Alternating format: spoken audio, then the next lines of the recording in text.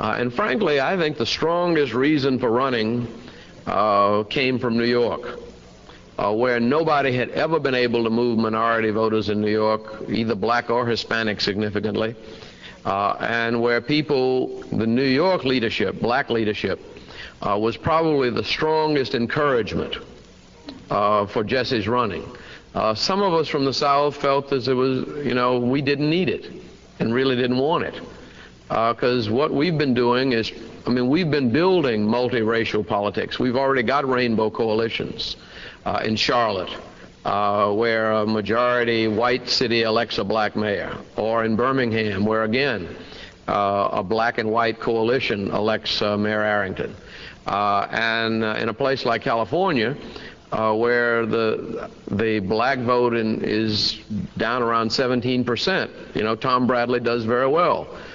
So basically, we didn't need Jesse's candidacy in those places nearly so much as they did in places like New York, or nearly as much as they had needed Jesse's actions in Chicago a couple of years earlier. So he set out to run to help those specific kinds of situations and to deal with a specific constituency that didn't seem to feel that politics was relevant. Now, insofar as he's been successful in turning those voters out to vote for him, and insofar as he has developed an agenda that they respond to, gradually the other candidates are picking it up. Mondale the other night, even though Mondale's had a very good record on South Africa, and you remember back in, I think it was '77, he and Vorster had the confrontation in Vienna over apartheid.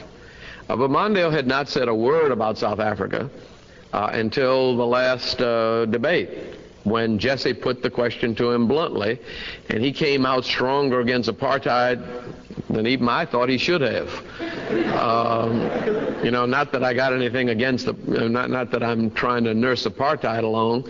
The truth of it is that the objective of a campaign is not to be right on the issues. The objective of the campaign is to win.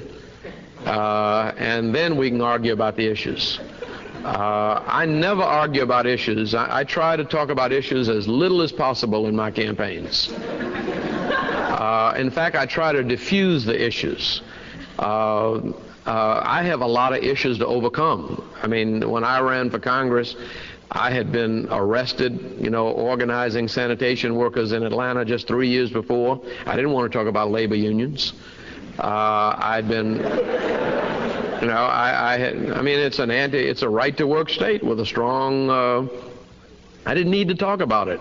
My constituents knew where I stood, and I was trying to reach out for some other constituents. That was right at the middle of the strongest debate on the war in Vietnam. But Georgia was one state that still hasn't come around on the war in Vietnam. So for me to talk about the issues that I believed in was a sure defeat. I got elected and did something about them. And that's what I would like to see candidates do. Mondale has a 20-year history that I know of on civil rights. He went down to South Georgia and talked about and said, you all have come further in the last 10 years than we've come in Minnesota. So no need in me telling you anything about civil rights. You're doing something about civil rights. But I think in the sense that Jesse's candidacy does raise issues, it's been very helpful. There's some issues that he raises, one in particular that I don't particularly agree with, that I just haven't really decided. I tend to, the issue of the second primary, as he calls it, or the Democratic Party runoff. I just think that we don't need to fight about that, that if there ever comes a time when a black candidate is not able to win the Democratic primary in a runoff just because of race, what any of us would do in that condition is automatically run as an independent. And so we would then have a three-party system that we determine is necessary, But to argue about a second primary, I think, is really to weaken the Democratic Party unnecessarily and possibly create the climate whereby a racist in the South, particularly in places like Atlanta where we always have 2 or 3 blacks running, that somebody, come along on a hard-nosed right-wing position and get elected if we didn't have that runoff election.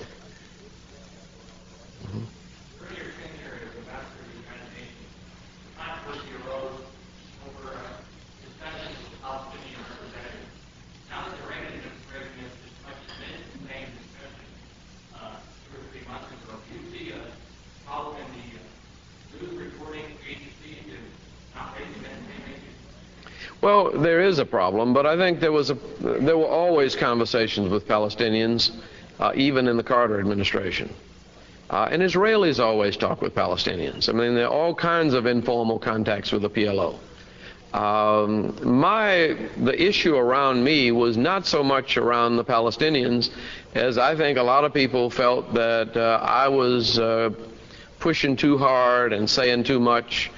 And I suspect it had much more to do with the fact that they had been trying to get me to tone down some of my efforts on Africa, and particularly against racism, which I didn't think of as any particular crusade. I got forced into that because people, well, really it was a BBC reporter who took the position that there was no racism in Britain, and that racism was particularly an American phenomenon. And pretty much in jest, I said, the British probably invented racism. And that got to be a big issue about, what is racism? And people were very uncomfortable about a U.S. ambassador discussing racism in Sweden and in Russia. And in Britain. But I just have always felt that if you talk about it as ethnocentrism and take some of the emotion out of it, everywhere in the world people like people just like themselves. And when there's a conflict with people who happen to be different in any way, they begin to structure custom and law to protect themselves from the fears that they have about these people, whoever they happen to be. In Japan, it might be Koreans. In Germany, it might be Turkish workers. In South Africa, it happens to be coloreds, blacks, Asians, everybody that's not white. But it's a worldwide, it's a global phenomena that we have tried to take on directly in the United States, and everybody else is still trying to bury it. So it was in part people misunderstanding and getting disturbed about what became known as my outspokenness. But my perception of my role, I see the Democratic Party as a coalition party, very much like I see European governments. And I don't think that everybody that goes into an administration has to continually represent the most conservative view of that administration. And I saw that, I felt that my role was to represent approximately 40% of the votes in the Democratic Party, 25% or so that are 25 to 29% which were black, and another group that were young and liberal and anti-war and anti-racist, and that if I had not talked about those things, it was a betrayal of those people's trust, because basically they were the ones who provided the energy to put Jimmy Carter in office. So I view an administration not as deriving its authority from the president, but I view an administration as deriving its authority from the people. And the press never understood that or would give me the benefit of that doubt. And they were very uncomfortable with everything that I was doing. So when this came up, it was the kind of issue that people felt in the press, well, we got him now.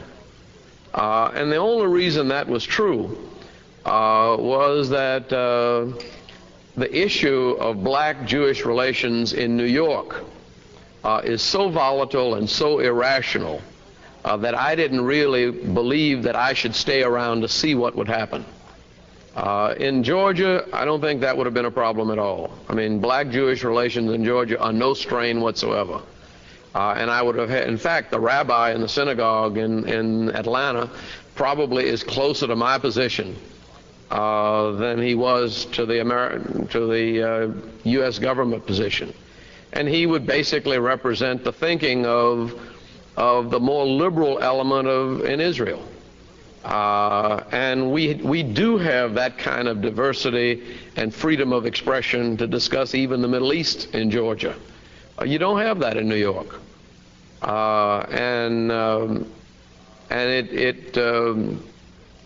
Well, it just seemed to me that it was best to ease out. That's true.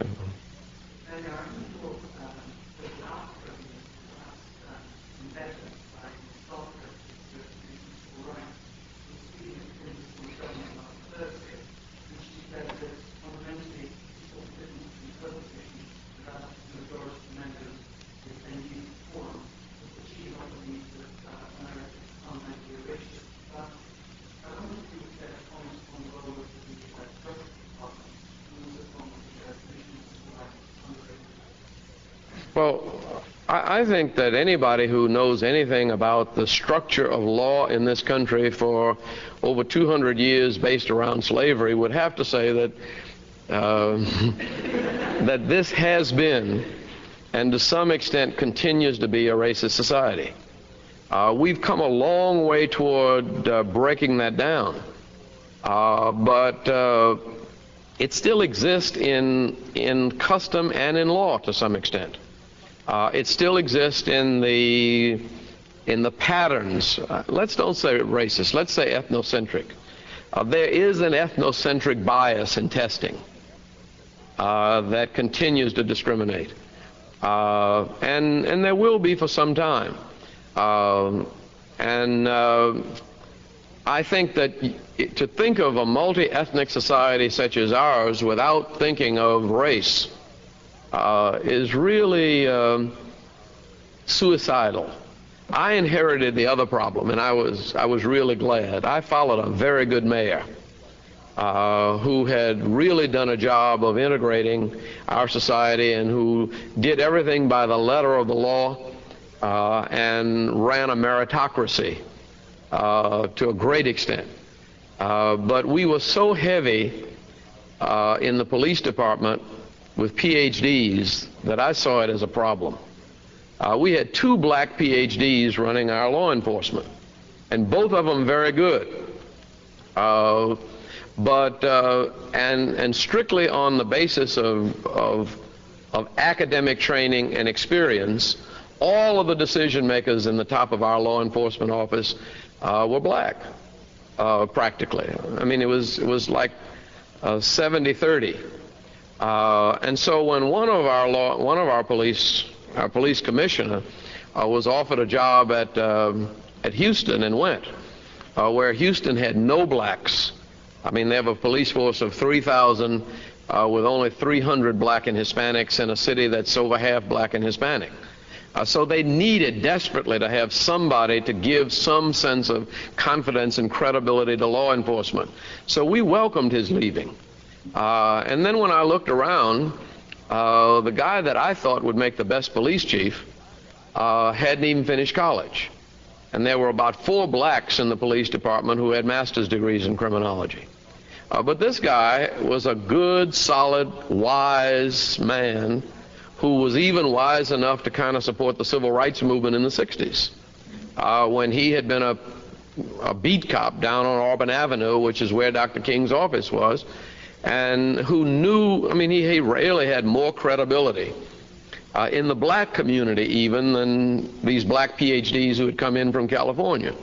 So when I made him the police chief, everybody was pleased because we were able then to get some racial balance in the decision making at the top, and that was absolutely essential for our city's law enforcement. We probably had the best morale in the police department that we've had in the last 10 years because we took the time to make sure that everything was done black and white teams. And crime has gone down consistently. Every month we see a drop in crime. And part of it is that the community, the total community, the black part and the white part, have confidence in law enforcement. The police department is not having to fight crime by itself. It's doing it in conjunction with the community, with the support and authority of the community. And we've had just a blossoming of neighborhood watch, police community relations committees, and everybody feels good about law enforcement, in part because it reflects the city. You know, the city is, the metropolitan area is roughly half black and half white. And so a police force that's half black and half white works better than a police force that is either all black or all white, or a police force where blacks feel like they are powerless, or where whites feel like they are powerless. And so it's just good government. And I think that kind of fundamental problem of dealing with a multiracial society is something that the Civil Rights Commission just ignores. I think a man as bright as Morris Abrams is basically views it intellectually, and because for years affirmative action, quotas were used to discriminate against Jews. He sees quotas as all bad, or he sees affirmative action as dangerous to his concept of a meritocracy. And maybe it is, but I think that in a democratic society, ethnic balance in decision making is necessary, and anything that we can do to help maintain the consent of the governed by allowing them to participate in government or to be represented in government is necessary for stability and order. Even though there's blacks as a group are poorer than they were 2 years ago, there's more visible black middle class. I'm wondering how you think that impacts black policy. Let me say I think it impacts it very good. If it were not for that black middle class, I wouldn't be able to be elected. That black middle class is an extension of the Du Bois theory of a talented tenth. That a talented tenth had to be trained in order to represent and involve and continue the liberation of the other 90%. It's a kind of an institutionalized gradualism, which is, I think, a very effective substitute for a complete revolution. But it's more than just a small middle class. When Dr. King was talking about earning power of black Americans in 1958, when he wrote Stride Toward Freedom, he talked about the earning power of black Americans as $16 billion annually. Black Enterprise projects the earning power of black Americans at $180 billion annually in 1984. Now that's a significant achievement. When you translate that into college participation, it means that whereas fewer than, just about 200,000 blacks a year were in all of the colleges in the country before 1960. Now they're well over 1 million every year. And that means a society that's producing 1 million black college graduates a year is going to be able to do something for the others. Now, my mama raised me to believe, and my grandmama always quoted, "To them to whom much has been given, of them will much be required." That I was taught that my achievement or my success was not just for my own aggrandizement, but basically it was to create increased opportunities for service. and that I was always responsible to and for the least of these, my brethren. Now, it's only when we forget that as a black middle class, when we begin to think that we're into Harvard because we're smart and because, well, we worked hard. All of that's true, but none of this happened before Selma. There were only tokens of blacks in college before Selma.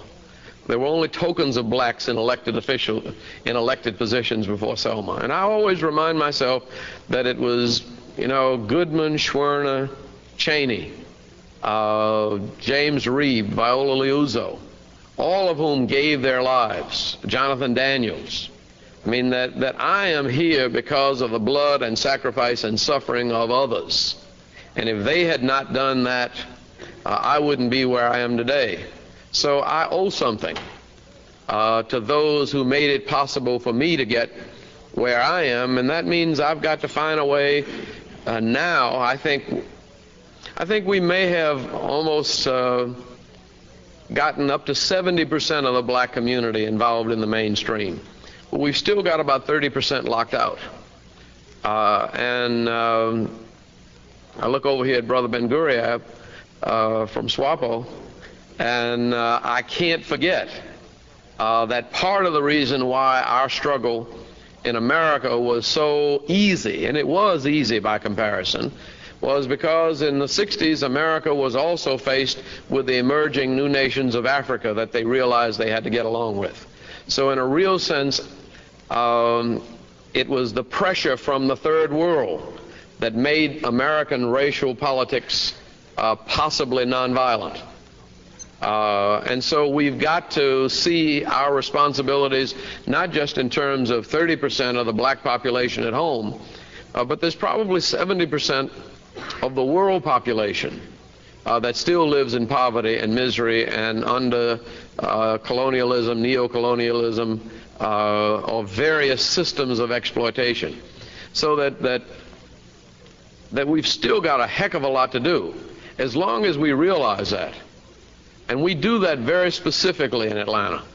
The biggest challenge of being a mayor, where you have no money to do anything about the poor, is to find creative ways to include the poor in the decision making, in the opportunity in the city. We've set up a series of what we call neighborhood planning units. So that there are 26 neighborhood planning units in our city.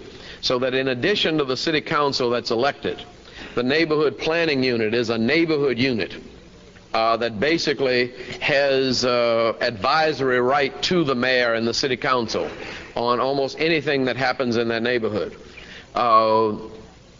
We take the responsibility for seeing to it that even though our school system is 90% black, and 75 to 80% poor, because even the black middle class has taken its children out of public schools too often, that we are determined and have been able to be successful in seeing to it that the school system, the public school system in Atlanta, achieves at national averages. And one of the things we've been able to do is to put together a mayor's task force on education, to try to round up college scholarships from around the country so that any student from Atlanta that's got the grades and the brains has an opportunity, and the desire has an opportunity to get an education beyond the high school level. So on the 2nd and 3rd of May, we have invited and have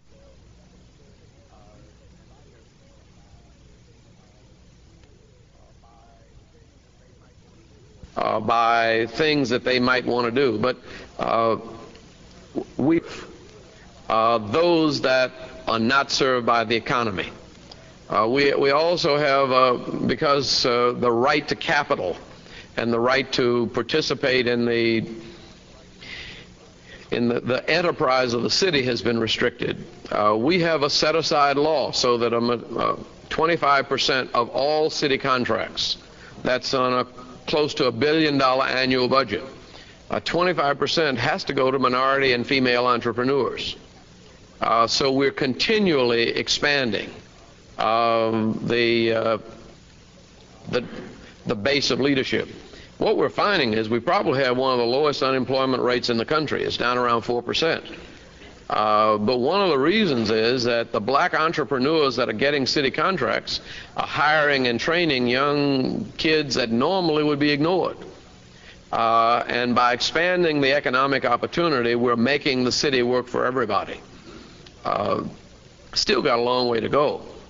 But basically, I think it doesn't present a problem for us if we accept the challenge.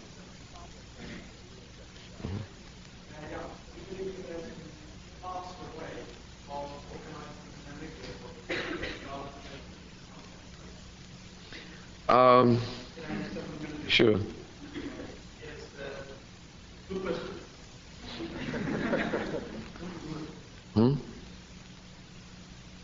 I wonder, as a general question, where does Africa fit in the American scheme of things? We should set the agenda to set that concerns to Africa, poverty, trade. That's the, can you offer your opinion on the effect of those capital? Okay. Good.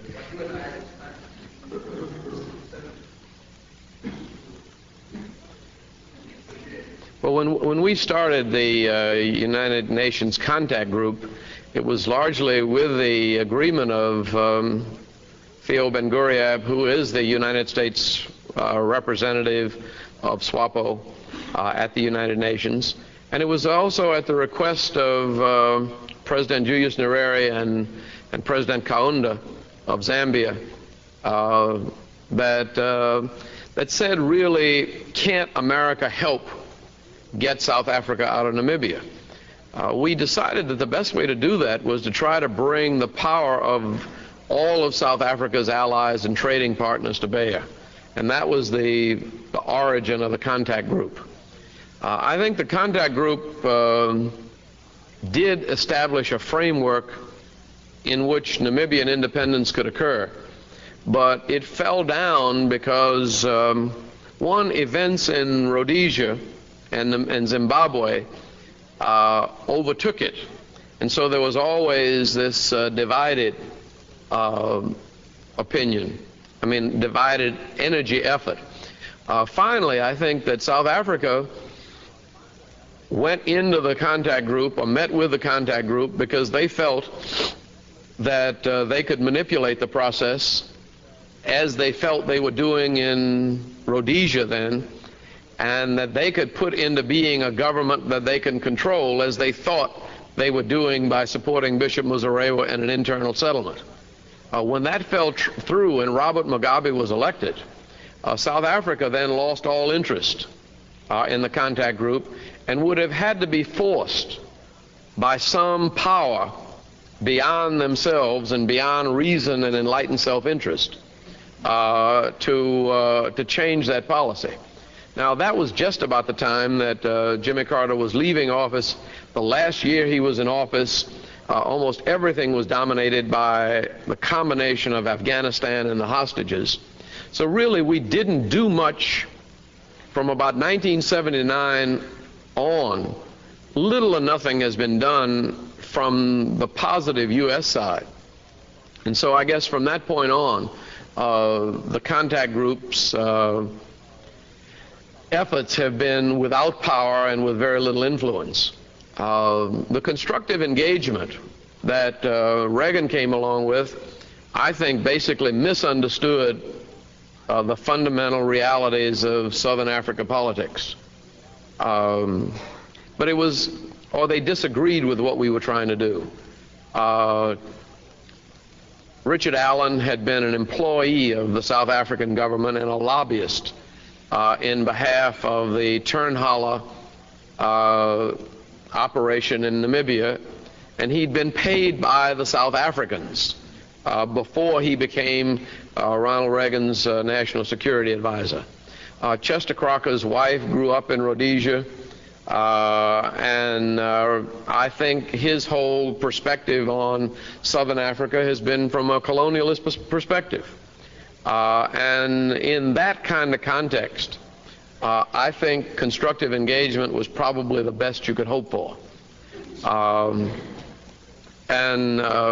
Well, Richard Clark and Reagan, I mean, one of the tragic things about President Reagan is that his friends are the jet setters around the world that personally are heavily involved in South Africa. They are the big landowners in El Salvador, in Nicaragua, and he basically views the world from the perspective of the landed gentry of the world. And those are the only opinions he's ever had. And those are the kinds of opinions that came into the White House with him. The realities on both sides, I think, have produced a situation that while it's bad, it may also be good. I think that I've never been a believer in military solutions in Southern Africa. I think that they are necessary defense strategies, and I don't condemn people who have defended themselves in their homelands militarily. But I think that at some point or other, to achieve a settlement, it's going to require a diplomatic solution. In that sense, the agreements that have been reached by South Africa with Mozambique give you a little more time to do something diplomatically. Now, I doubt that anything much will be done. I suspect that Reagan is going along, that the South Africans are going along just far enough so that if it looks like Ronald Reagan is liable to lose, I think they will make a settlement before he leaves office. Because I think they're scared to death of any settlement that they might make under a Democratic administration, particularly because I think there would be less opportunity for them to manipulate it. Because any Democratic administration is going to have a different view of Africa than any Republican administration. Now, coming back to the other part of your question, Africa policy has normally proceeded from a combination of business interest and human rights interest. I think in the Republican administrations, it's been largely the business interest, or this whole geopolitical view that South Africa, occupies the Cape route, and for strategic importance, some relationship has to be maintained. I think that's just a rationale for supporting white supremacy, frankly.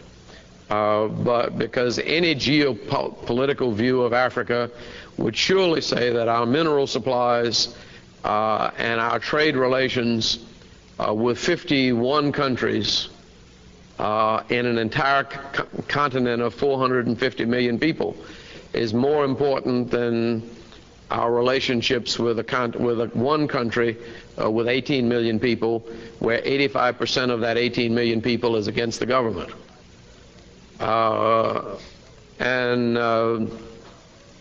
So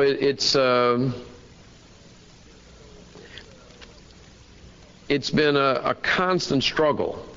The problem we have is that the constituency that has advocated change in Africa has, by and large, not had a firm enough grasp on the subject.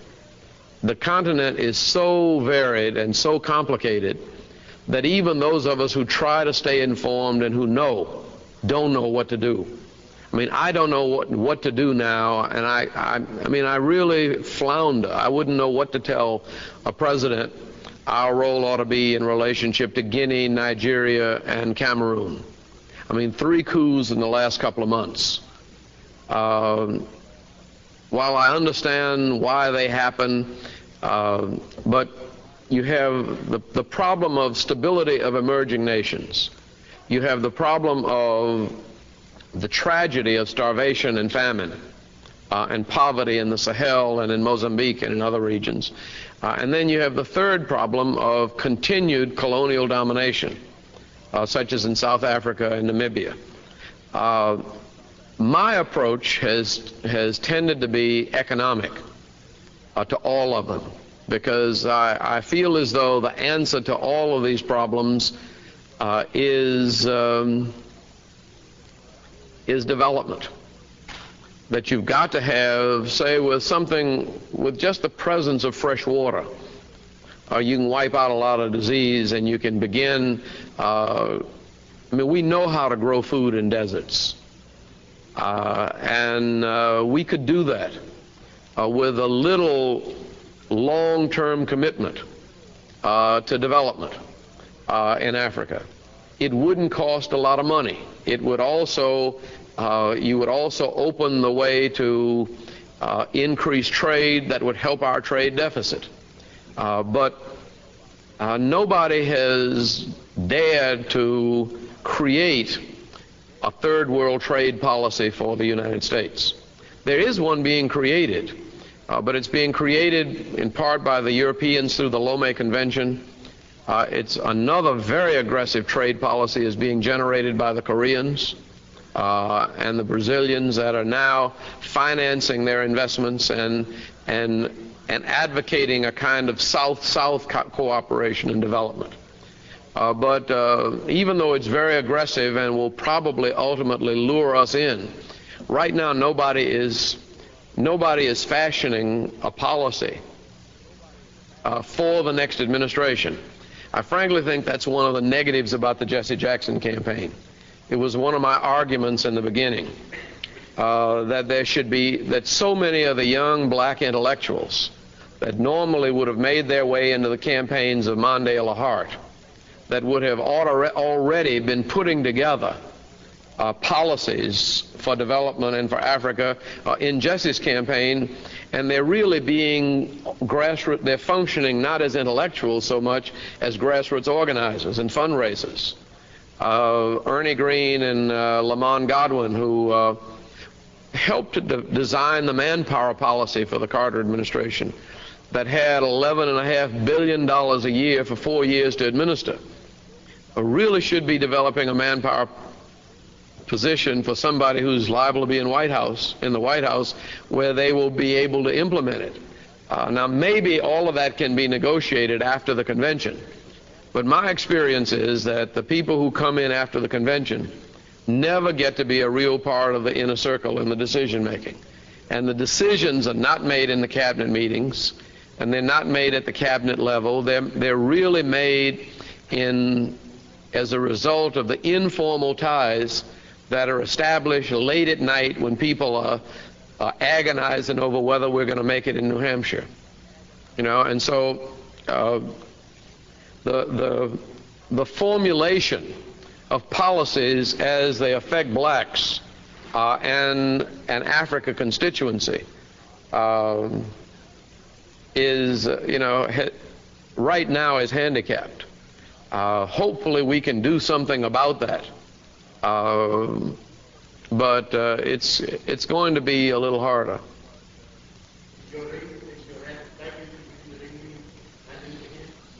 Oh no. You see, I think the world problems have gotten so complicated that, particularly anybody black, Gary Hart can have new ideas, but for somebody black to have new ideas, untried and untested, it's pretty hard. Any new ideas, the only possibility that I'd have of getting back into national politics is that if things work so fabulously well in Atlanta, that Houston and New Orleans and Chicago and Philadelphia began to say that here's a model that we could deal with nationally. You'd have to have a complete shift in power from rural areas and rural legislatures to cities, which is not likely. But I think that it is possible, even as a mayor, particularly as a mayor, to help influence the formulation of policy from Atlanta as effectively as you could, say, from New York in a UN kind of position. but we would have to have, well, see, we're fortunate in Atlanta that we have 430 of the Fortune 500 companies. We've got about 24 international banks. We held a conference basically on African development through a nonprofit corporation that we founded, Young Ideas Incorporated. And we saw that as one way of trying to show the sort of thing that would work. We got the government of Tunisia to invite us to put on a conference with them. And we had 60 American businesses that are interested in development projects, agriculture, engineering, high-tech, healthcare.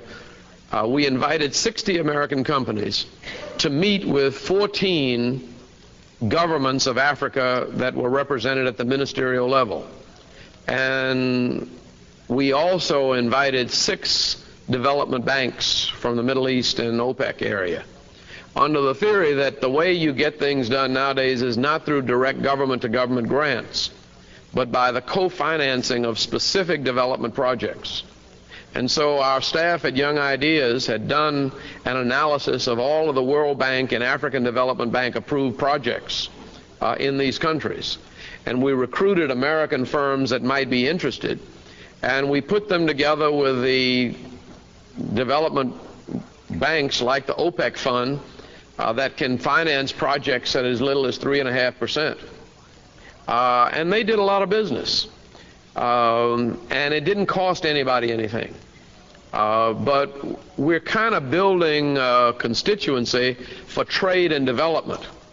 Now, once the trade and development constituency is kind of in place, American policy proceeds a little bit from self-interest, and money always attracts concern. I mean, we got better views on Angola from Gulf because they were in Angola, and so getting American business involved there is one way to get more policy concern, and maybe to get a little more federal mechanism to facilitate these kinds of trade and development problems. Mm-hmm. Central America. The New York Times reported this morning that the Pentagon is drawing contingency plans for invasion of I'm interested in your response to the electoral aspects of Central American problem in general, whether it's such an eventuality which some people feel very pessimistic about the electoral system, whether you think it would be down to the president's advantage in the campaign, such as the Lyon brothers or the Gulf Committee, or the Benjamin Netanyahu, or whether the rhetorical power on the outside of the administration. Well, I think that the problem we have is that the rhetorical power on the outside of the campaign, particularly in the Congress, isn't as sharp and coordinated as it needs be. And I think one of the weaknesses of Mondale's campaign was that he was very indecisive about Grenada and Lebanon. And if it looks like he's going to be the nominee, he ends up being the spokesman.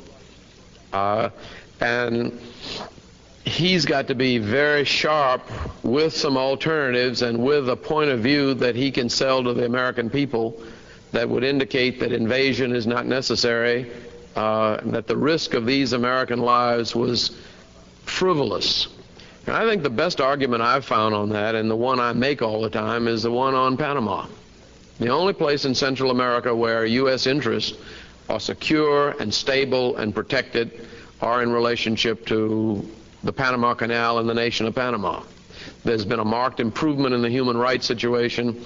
They're about to go into free and fair elections where the two likely candidates are both people that are very pro-U.S. In many respects. And we didn't lose any lives. We didn't waste any money.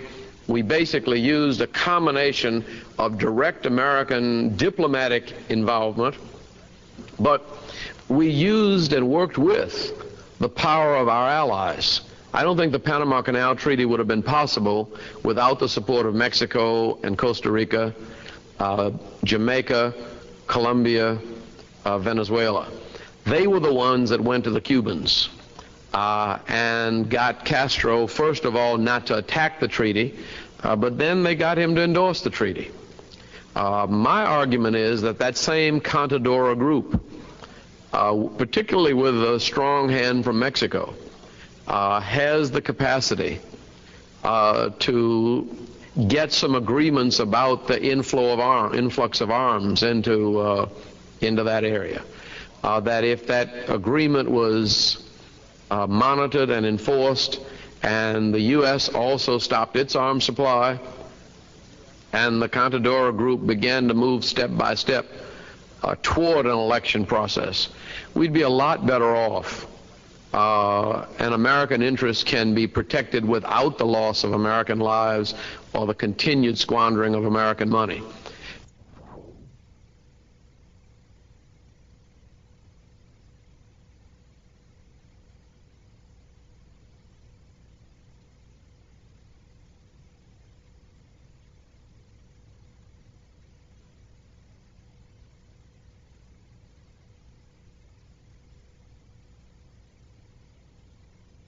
Now, I don't know who's defining those issues for Mondale and Hart right now, but it seems to me to be a grave issue that the CIA evidently has been involved in mining the harbors of Nicaragua. That most of our European allies recognize this Nicaragua government. They're sending food aid there. What happens if one of these European ships hits a mine? Worse still, what happens if perhaps a Russian ship, maybe carrying arms, hits a mine? I mean, it's a very volatile situation that I think, we have not been able to keep the American people informed enough on so that we can count on the right reaction. How we do that, I don't know, but I think that there have been a number of us who have felt that some kind of invasion or military action in Central America was likely, and that we really ought to start thinking in terms of the strategies for helping the American people to understand what it really is and what the dangers are. Maybe I can take this one more and. Mm-hmm. What you just said now about this very serious situation made me worried about what you had just said about Ronaldo, about the fact that you didn't encourage the candidates to bring up issues. There seems to be such important issues in anything. Yeah.